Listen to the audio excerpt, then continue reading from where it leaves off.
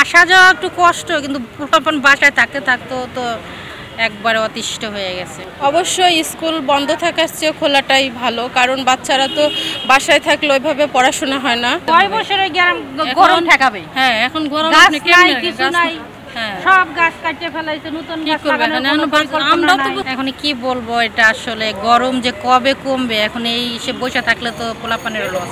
দেখা যাবে তখন স্কুল খুলতে খুলতেই পরীক্ষা শুরু হয়ে যাবে, না পাইলে কোনো সিলেবাস না কোনো পড়াশোনা, তখন আবার একটা সমস্যা।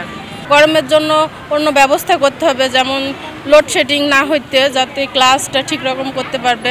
অনলাইনে ক্লাস করে না, অনলাইনে ক্লাসে খুঁটিয়ে ভালো। ওটা ক্যামেরার সামনে মোবাইলের সামনে বসেও না, আর যে টাইমে ক্লাসটা হয় দেখা যায় বাসা থাকলে পোলাপান ঘুমে থাকে, হ্যাঁ, অনলাইনে অনেক সময় উঠেই না ঘুম থেকে।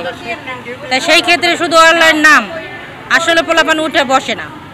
এটা খালি পোলাপান একটু চাপ থাকে যে আমাদের স্কুলে যেতে হবে, আমাদের পড়তে হবে, এটা কিন্তু বাচ্চাদের একটা চাপ থাকে।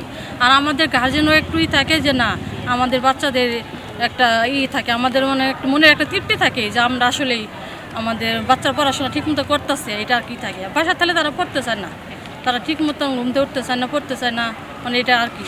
তবে স্কুলে থাকলে রানিংয়ে থাকে আর কি, পড়াশোনা একটু ভালো হয়, আমাদের দিক দিয়ে ভালো হয় আর কি। হ্যাঁ, গরম তো আছে, আমরা তো বুঝতেই পারছি, আসলে গরম তো এখন কি করা যাবে, তারপরেও এখন এর মাঝেই পড়াশোনা চালাই যেতে হবে। 6 বছরে গরম ঠেকাবে। হ্যাঁ, এখন গরম গাছ আপনি নাই, কেমনে কিছু নাই, হ্যাঁ সব গাছ কাটতে ফেলাইছে, নতুন কি গাছ করবে? লাগানোর কোনো পরিকল্পনা আমরাও তো নাই। বুঝতে পারছি যে গরম, কারণ গরম থাকবেই, তার ভিতরেও লেখাপড়া করতেই হবে, চালাই যেতেই হবে। অবশ্যই স্যারদের দেখতে হবে যে কিসে বাচ্চারা শেষ করতে পারবে, সেভাবে সিলেবাসটা সংক্ষিপ্ত করতে হবে।